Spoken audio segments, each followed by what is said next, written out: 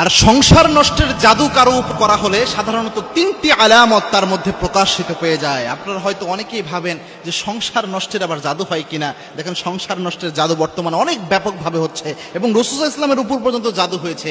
জাদু অনেক সত্য একটা বিষয়। লাবিদ বিন আসাম আল্লাহর হাবিব সাল্লাল্লাহু আলাইহি ওয়াসাল্লামের উপর জাদু করেছিলেন এবং কি আল্লাহর হাবিব সাল্লাল্লাহু আলাইহি ওয়াসাল্লাম জাদুর প্রভাবে এতটা রোগাক্রান্ত হয়ে থাকতেন, প্রায় সময় আল্লাহর হাবিব সাল্লাল্লাহু আলাইহি ওয়াসাল্লাম বিছানায় পড়ে থাকতেন অসুখ হয়ে।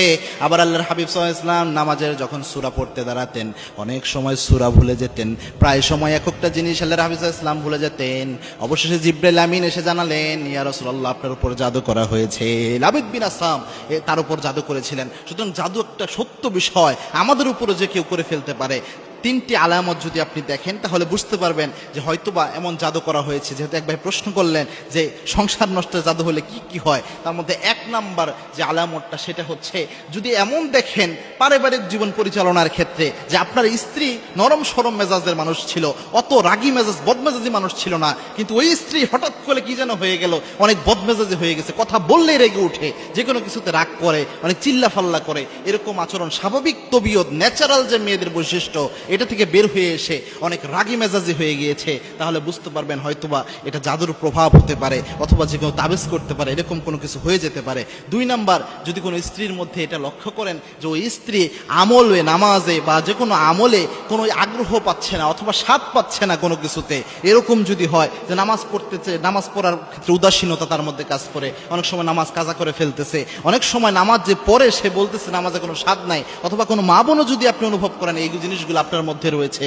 তাহলে বুঝতে পারবেন যে হতে পারে এটা একটা জাদুর প্রভাব। কারণ আলেমরা প্রেসক্রাইব করেন এটা জাদু হলে এই আলামতগুলো প্রকাশ পায়। তিন নাম্বার হচ্ছে যে যদি শরীরের মধ্যে অযথা কোনো ব্যথা দেখা দেয়, অর্থাৎ কোনো রোগ ব্যাধি নেয়, আপনি চিকিৎসা করাচ্ছেন কোনো রোগ ব্যাধি বের হয় না, কিন্তু মাথা ব্যথা শরীর ব্যথা প্রায় সময় এটা দেখা দিচ্ছে, কিন্তু আপনি খুঁজে পাচ্ছেন না যে এরকম কোনো কিছু দেখা দিচ্ছে, তাহলে বুঝতে পারবেন যে আপনার উপরে জাদু হতে পারে। এবং জাদু হলে অনেক মেয়েরা এমন হয় যে স্বামীকে সহ্যই করতে পারে না, স্বামীকে দেখলে মনে হয় যে জম দেখতেছে, এরকম ভাবে ট্রিট করে। এরকম আচরণ যদি কোনো মেয়ের মধ্যে দেখেন তাহলে বুঝতে পারবেন জাদু করা হতে পারে। সেক্ষেত্রে কয়েকটা আমল রয়েছে, বিশেষ করে আয়াতুল কুরসির আমল তো অবশ্যই করবেন, 3 কুলের আমল অবশ্যই করবেন, সূরা বাকারার শেষ 3 আয়াত অবশ্যই পড়বেন, এরপরে সূরা হাসরের ওই আয়াতগুলো পড়বেন, এরপরে সূরা মুমিনুনের শেষ 4 আয়াত পড়বেন। এর পাশাপাশি একটা দোয়া সকাল সন্ধ্যা 3 বার পরে শরীরে ফু দিবেন। কোনো জাদু থাকলে আল্লাহ রাব্বুল আলামিন সেটা নষ্ট করে দিবেন। আল্লাহর হাবিব সাল্লাল্লাহু আলাইহি ওয়াসাল্লাম জানিয়েছেন, কোনো ব্যক্তি যদি